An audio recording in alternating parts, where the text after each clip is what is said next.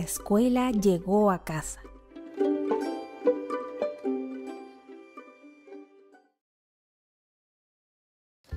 Hola amigos, sean todos ustedes muy bienvenidos a esta nueva clase de historia. Esto es La Escuela Llegó a Casa, programa patrocinado por el Departamento de Educación Municipal de la Comuna de Angol. Ustedes sabían que a partir del año 1990, las grandes organizaciones gubernamentales del mundo comenzaron a tener interés en un fenómeno que se viene manifestando durante mucho tiempo, pero en los últimos años se ha acrecentado mucho más. Este fenómeno es la migración y es precisamente de este fenómeno del cual vamos a conversar durante estos minutos acá en la clase. Así que los quiero invitar a todos ustedes a poner mucho entusiasmo, mucha concentración de su parte en sus casas para que podamos aprender acerca de este fenómeno que tiene problemado a las grandes y a los grandes países del mundo. Bien, entonces vamos a conocer el proceso migratorio contemporáneo. Pero antes de ahondar un poco más en los contenidos, quisiera que todos ustedes desde sus casas, sobre todo aquellos chiquillos que quieren rendir la PSU, tomen ánimo, valentía y podamos analizar y responder la siguiente pregunta, que dice así: a comienzos del siglo XX, es decir, del 1900 en adelante, se inició un proceso de crecimiento de las principales ciudades de Europa y Estados Unidos. Este crecimiento urbano se explicaba por, número 1, la alta concentración de la tierra rural en pocas manos. Número 2, las migraciones de la mano de obra del campo a la ciudad. Y 3, el mejoramiento de las condiciones sanitarias en las ciudades. Voy a repetir la pregunta. A comienzos del siglo XX, que insisto, parte del 1900 en adelante, se inicia un proceso de crecimiento de las principales ciudades. ¿De dónde? De Europa y Estados Unidos. Este crecimiento urbano ¿ya? Se explicaba por 1, la alta concentración de la tierra rural en pocas manos, las migraciones de mano de obra del campo a la ciudad, y 3, el mejoramiento de las condiciones sanitarias en las ciudades. ¿Cuál creen ustedes que puede ser la alternativa correcta? Muy bien, excelente.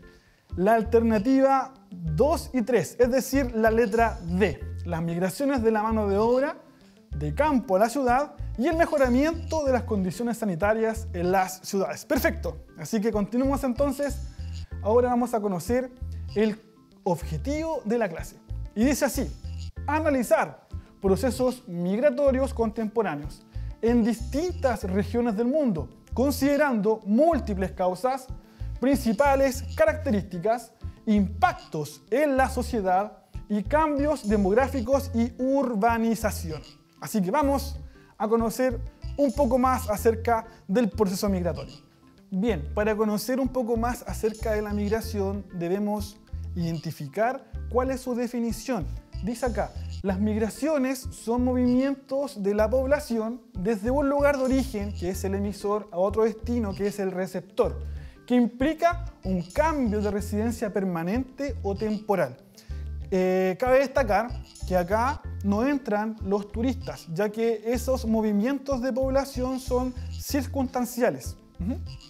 Y existen dos tipos de migraciones, según factores que las generan y las características que éstas poseen. Y tenemos entonces la emigración, que es la salida de un grupo de personas o de un individuo particular de su lugar de origen. Y tenemos la inmigración, que es la llegada de este grupo de personas o este individuo particular a otro lugar, ¿ya? Bien, desde la perspectiva de las causas que generan las migraciones, pueden ser muy diversas.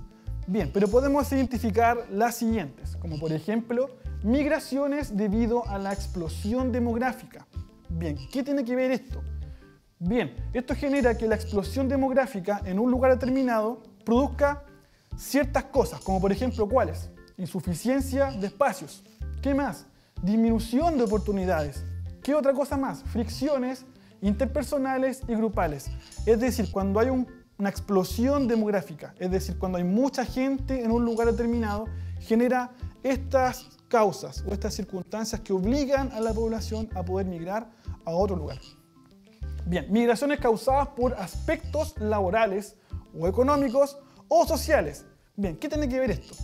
La desocupación, el desempleo y la discriminación laboral puede generar en la población o en el individuo ese anhelo de poder migrar a otro destino, a otra ciudad, a otro país. Bien, migraciones causadas por clima o por medio físico, es decir, aquellas personas que viven en territorios áridos, es decir, los desiertos, y no sé si ustedes se imaginan viviendo en un desierto. En lugares inhóspitos podemos identificar el extremo sur del país, una isla apartada, o territorios improductivos, es decir, aquellos territorios que no generan productividad agrícola ni de ningún tipo. Bien, si estos territorios o medios físicos presentan estas características, pueden obligar a la población forzadamente o voluntariamente a tomar la decisión de emigrar, de irse de ese lugar. Y bien, y tenemos la violencia como la causa principal de la migración. Pero ustedes me pueden decir, ¿qué tipo de violencia? Bueno, alguna guerra, algún país que esté pasando por alguna dictadura y en la cual se violen derechos humanos. Bien, la gente, la población, la familia puede tomar la determinación de huir, de irse de ese lugar a otro lugar que tenga un tipo de gobierno distinto, un poco más amable o afable para la familia y para las personas, que presente mayores oportunidades para sí. Bien, espero que les haya quedado claro estos conceptos que desde la perspectiva de las causas migratorias tenemos estas que están acá. ¿Ya? Bien, acá tenemos un cuadrito que va como a resumir un poquitito en sí lo que tiene que ver específicamente con los movimientos migratorios internos, o sea, aquellos que se van a desarrollar dentro del país. Bien, después vamos a conocer aquellos que se desarrollan fuera del país. Entonces, dentro de estas migraciones internas tenemos, bueno, aquí se identifica, migración según ámbito, tenemos internacionales y aquellas que son internas. Dentro de las internas tenemos la migración rural, que puede ser alguna persona que viva en un campo y que se quiera trasladar por ABC motivo, por ejemplo, a una caleta de pescadores. Tenemos la migración rural urbana, que es la que se ha presentado más exponencialmente durante los últimos 50 años. Es decir, las personas que viven en un campo y que por motivos laborales, educacionales o de mejores expectativas de vida, toman la decisión de irse a la ciudad. Tenemos la migración urbana rural, que a partir de los últimos 20 años en Chile, sobre todo las personas que son jubiladas, toman la decisión de vivir una vida en la urbe, en la ciudad, y cuando ya jubilan, dicen, bueno, quiero vivir mis últimos años en el campo, tranquilo, criar animales, qué sé yo, y se van, compran un terreno en el campo y viven sus últimos años en un lugar apartado, tranquilo, con mejor clima, con mejor aire, etcétera, etcétera. Y tenemos la migración interna, que tiene que ver con la urbana, es decir, aquellas personas que por motivos laborales o por motivos económicos o educacionales toman la decisión de irse de una ciudad a otra ciudad, ¿ya? Aquí entran las ciudades pequeñas, las metrópolis y las megalópolis, que son las ciudades inmensas, como por ejemplo Nueva York, Washington, entre otras más. Bien, este crecimiento o esta migración, ¿cierto? El concepto migratorio genera otro tipo de situaciones, como por ejemplo el crecimiento urbano, ¿ya? El fenómeno migratorio va a obligar que la ciudad pueda crecer, porque va a recibir más gente, en el caso de la migración, y va a obligar a la ciudad a poder desarrollar un cambio para poder aceptar esta gran masa de gente que va a llegar en un tiempo y en un lugar determinado. Y este crecimiento urbano se presenta de dos formas. Tenemos un crecimiento urbano de corte vertical, ¿ya? Y tenemos un corte urbano o un crecimiento urbano de corte horizontal. El primero, vertical. Aquellas megalópolis o metrópolis que crecen hacia arriba, ¿ya? Con edificios de, no sé, 50, 60 pisos, que ocupan los espacios, ¿ya? Un lugar determinado, un espacio no muy grande, pero en vez de crecer hacia el lado, ocupando mucho territorio, van a crecer hacia arriba, ¿ya? Priorizando el espacio. Y tenemos un crecimiento urbano que tiene que ver con lo horizontal, aquellas ciudades que reciben mucha gente, ¿ya? Y que no están preparadas para crecer verticalmente, sino que lo hacen horizontalmente, ocupando mucho territorio, ¿ya?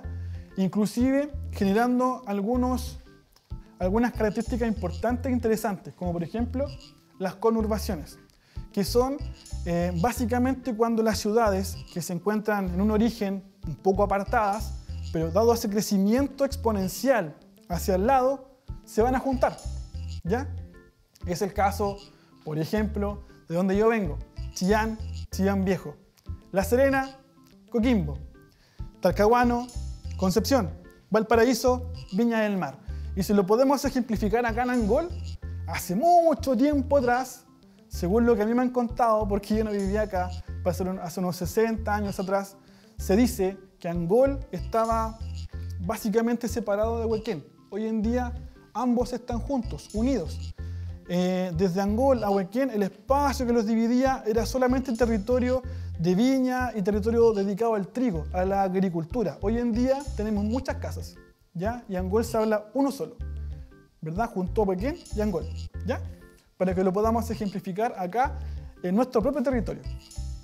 Bien, dentro de las migraciones tenemos algunos ámbitos interesantes, como por ejemplo, hay migraciones voluntarias, que son generadas por la economía, ya sea por el trabajo, mayores oportunidades, etcétera, etcétera. Tenemos voluntarias por causa política. Yo tomo la decisión de irme a otra parte porque me siento más cómodo, y por conflictos ya sea interpersonales, grupales o sus derivados. Y tenemos aquellas migraciones que son forzadas, ¿ya? ¿Qué me puede forzar a mí a tomar la decisión de migrar? Por ejemplo, un cataclismo natural, un terremoto, un maremoto, ¿ya? Inclusive se dio mucho ese tema de la migración forzada cuando fue el terremoto del 2010. Quizás ustedes estaban muy pequeñitos en sus casas, pero los más grandes sí se pueden acordar, los más grandes, ¿ya? La ola más grande fue en Dichato. Bueno, ¿qué pasó en Dichato? Hubo toda una reestructuración de aquella ciudad, pero la gente comenzó a migrar, se fue de ese lugar, ¿ya? Se fue a Chillán, a vivir a Concepción Centro o en otro tipo de ciudades, ¿ya? Porque corría el riesgo nuevamente de que pudiese ocurrir un fenómeno similar en un tiempo X determinado, ¿ya? Espero que les haya quedado claro este cuadrito, que lo vamos a ir profundizando paso a paso a continuación.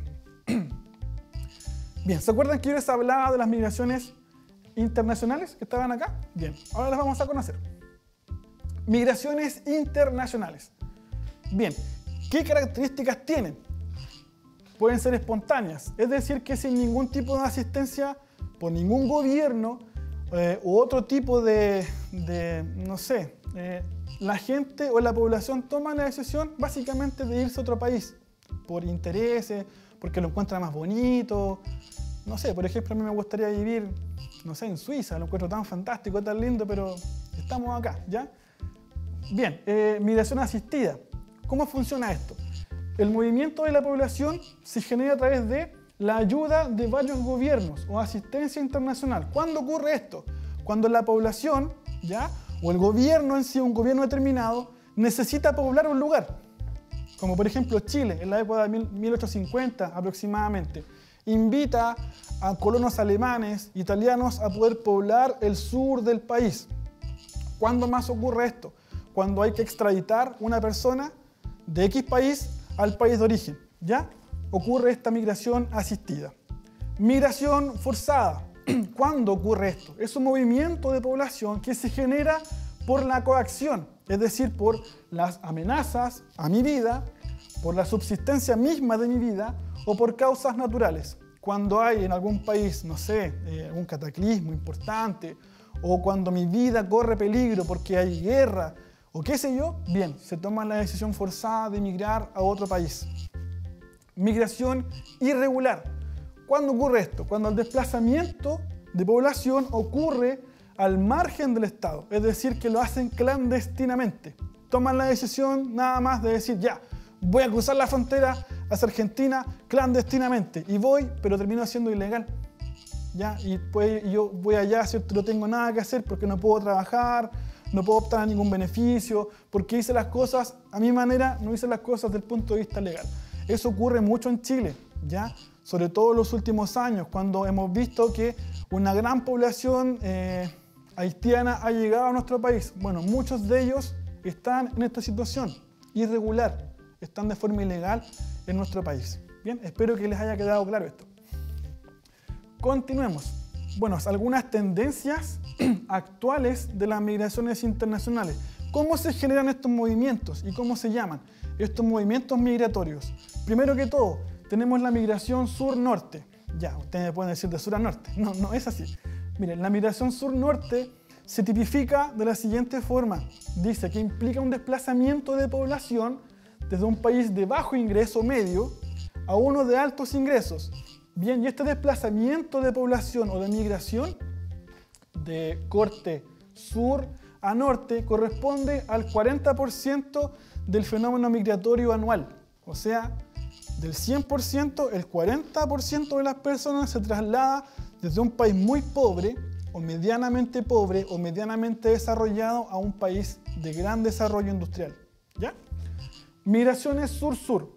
Implica lo siguiente, un desplazamiento de población entre países del mismo nivel, es decir, un desplazamiento entre países pobres a otro pobre, o un país en vía de desarrollo a otro país en vía de desarrollo, ¿ya? Para que se entienda. Migración norte-norte, ¿qué implica? Un desplazamiento de población que ocurre entre países de alto nivel de ingresos, y fíjense ustedes, esto tiene un 22% del total, ¿ya? Es decir, que entre países del alto orden mundial ocurre este movimiento migratorio correspondiente al 22%. Como por poner un ejemplo, Estados Unidos, una persona norteamericana que se va a mudar a Alemania o viceversa, ¿ya? Migraciones correspondientes al norte-sur, que implica un desplazamiento de población de un país de altos ingresos a uno de mediano o bajo ingreso. Y si se fijan acá, este fenómeno no es muy relevante, sino que ocurre en muy pocas ocasiones. Solamente tenemos el 5% de la población que hace este movimiento de país a país internacional. ¿Ya? Bien, y acá tenemos migraciones económicas en la década del 90. Ya estamos en el 2020.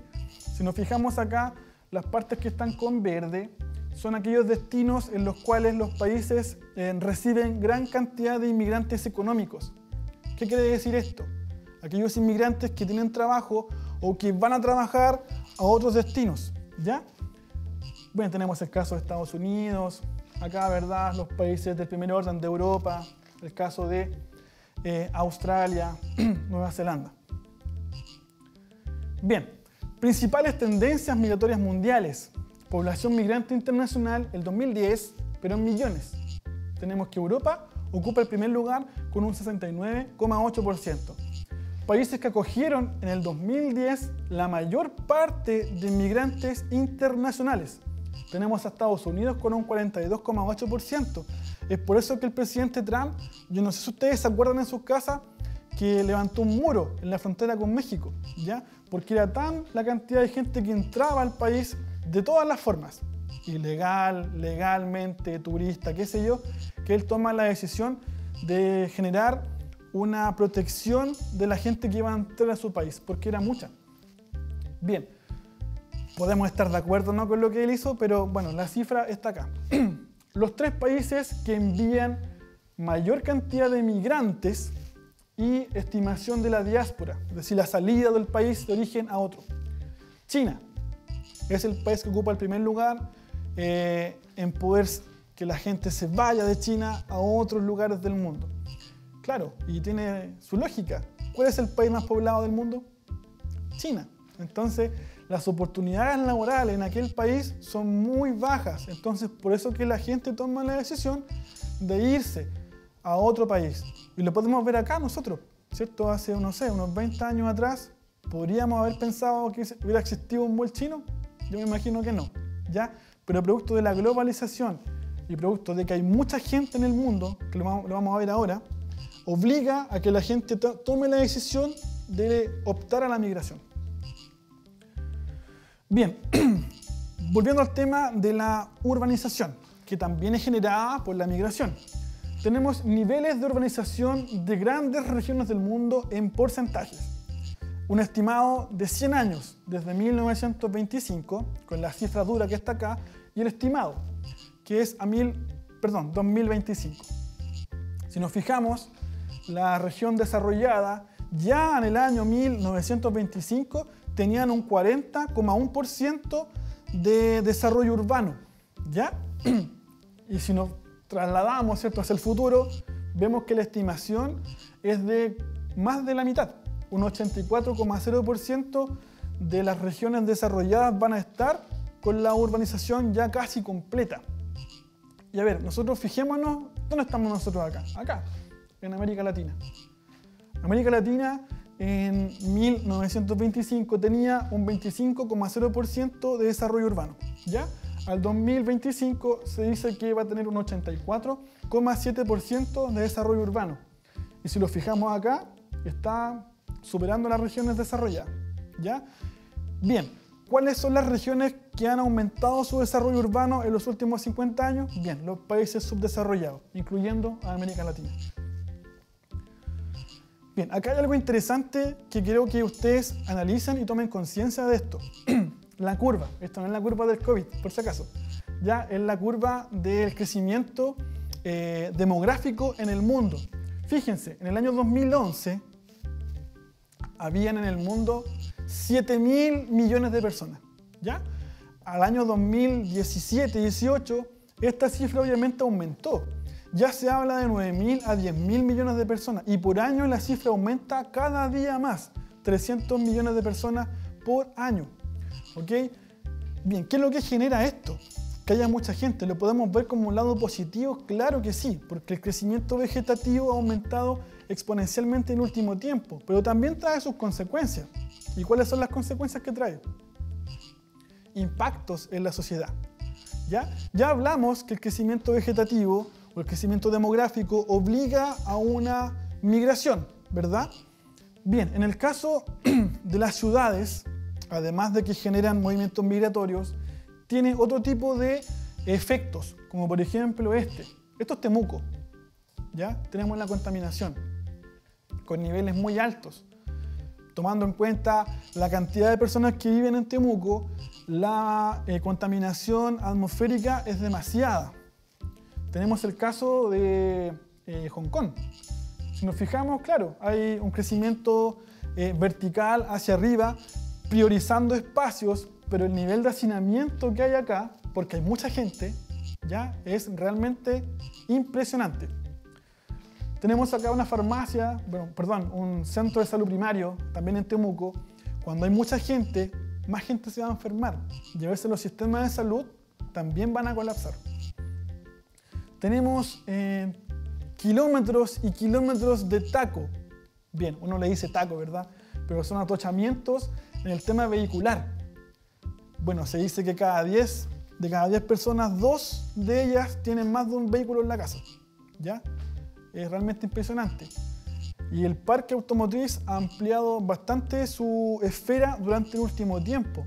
Bueno, y esto genera, entre otras cosas, atochamientos, más contaminación, entre otras cosas más. Bien, y acá tenemos algo más local, ¿cierto? Algo más nuestro. Tenemos a nuestro vertedero, que lo podemos ver, ¿cierto?, desde lejos en algunas ocasiones, que también es un tema para nuestra población, ¿ya? El tema del vertedero. Pero imaginémonos, nosotros somos, ¿cuántos habitantes en Angol? No tengo la cifra exacta. Pero pensemos, por ejemplo, en Santiago, en Madrid, pensemos en Nueva York, pensemos en los países africanos o en los países de China, ya que son muchos millones de personas. Estos residuos se triplican o se masifican mucho más. Y no solamente acá. Recordemos que los desechos no orgánicos también van a dar ¿a dónde? Al mar, al océano, ¿ya? Contaminando también otros espacios importantes para la vida de nuestro planeta. Así que es importante, estimados estudiantes, que podamos tomar nosotros conciencia hoy, en la actualidad, que hay mucha gente en el mundo y también cuando hay mucha gente los recursos también se empiezan a agotar. Como por ejemplo, algo tan simple y básico como el agua. Se estima que en un tiempo más de unos 40, 50 años más, el recurso hídrico va a empezar a escasear. Pero ¿qué es lo que hace uno en la casa cuando va a lavarse los dientes? Deja la llave corriendo. Pasa media hora, 20 minutos o más tomando una ducha. Así que podamos tomar conciencia nosotros hoy en día de esta gran problemática.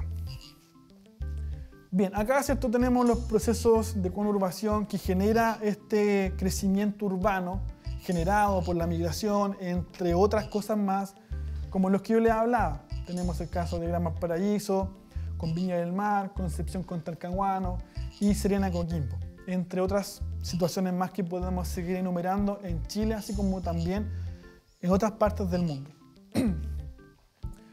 Bien, acá tenemos ejemplos, ya para ir un poquito finalizando el tema, de ciudades horizontales. Si nos fijamos, ¿cierto? No hay una regulación, acá, ¿verdad? No hay una estratificación simple de cómo va a estar organizada la ciudad, sino que es como algo, no hay un plano que los pueda indicar, no sé, es como algo un poco amorfo esto. Acá hay un poco más de estructura, ¿verdad? Si ustedes no lo sabían, permiso, cuando los españoles llegan acá a nuestro país, ellos instauran un modelo de ciudad que tenían allá en su país, ¿ya? Que se va a llamar así, o que va a ser así.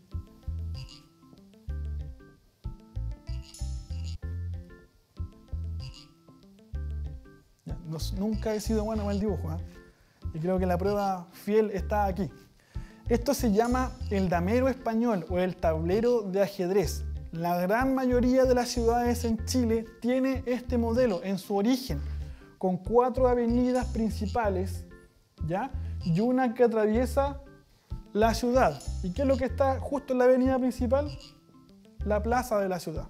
Casi todas las ciudades en Chile tienen este modelo que se instaura en España, ¿ya? Pero ¿qué es lo que pasó después?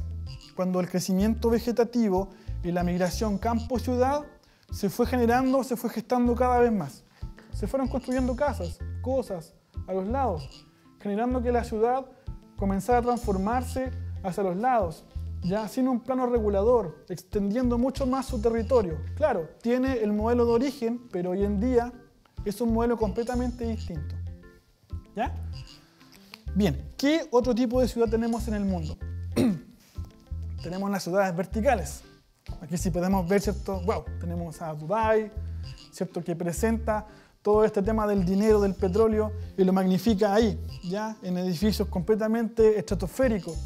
Estas torres que han salido en varias películas, edificios de cientos de pisos, ¿ya? Tenemos acá, ¿verdad?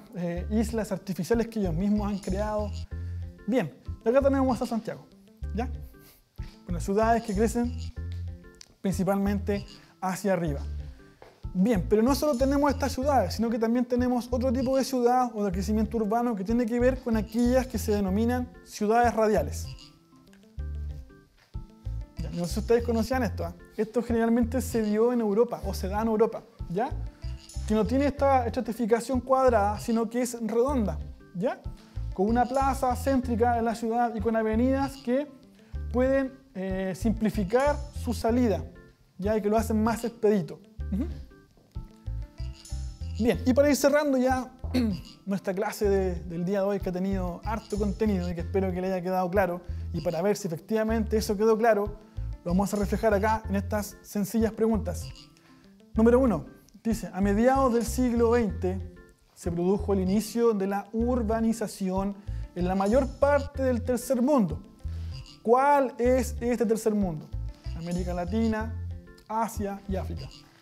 La diferencia de esta urbanización con la del mundo desarrollado residió en que la urbanización del tercer mundo se produjo por, ya hay que identificar aquí cuál es aquella alternativa correcta. Primero, A, migraciones de población de campo-ciudad.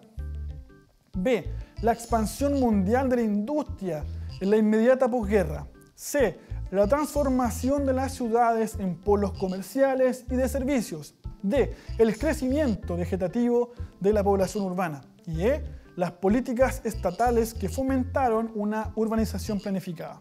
¿Cuál será la respuesta correcta? La letra D. Excelente. Bien, continuemos entonces. Número 2. Las migraciones internas se deben a diversos factores.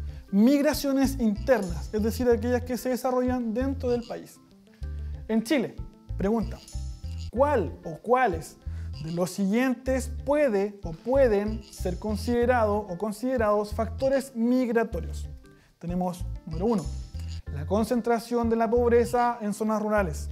Número 2, la concentración de la demanda de trabajo en zonas urbanas. Número 3, el desarrollo de basurales en zonas rurales.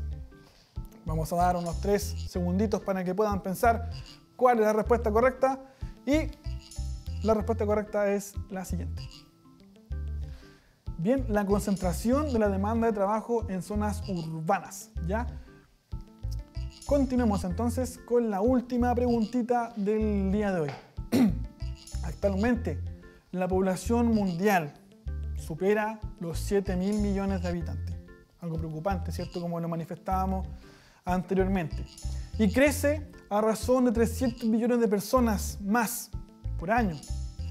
Entre los factores de este crecimiento demográfico se deben considerar lo siguiente. 1. Las altas tasas de urbanización de los países desarrollados. Número 2. La explosión demográfica de numerosos países en vía de desarrollo. Y 3. Las migraciones internacionales procedentes de países subdesarrollados. Bien, ¿cuál creen ustedes que puede ser la respuesta correcta de esta pregunta? Vamos a dar unos segunditos para que puedan pensar ahí en su casa. No googleen, sí, solamente lean la pregunta y puedan responderla desde sus hogares. Bien, la respuesta correcta, estimados estudiantes, es la siguiente. La letra A. Solo 2. La explosión demográfica de numerosos países en vía de desarrollo. Así que, gracias, estimados estudiantes. Espero de que haya quedado claro. Nos vemos en una próxima oportunidad. Cuídense, cuiden a los suyos. Bendiciones. Nos estamos viendo.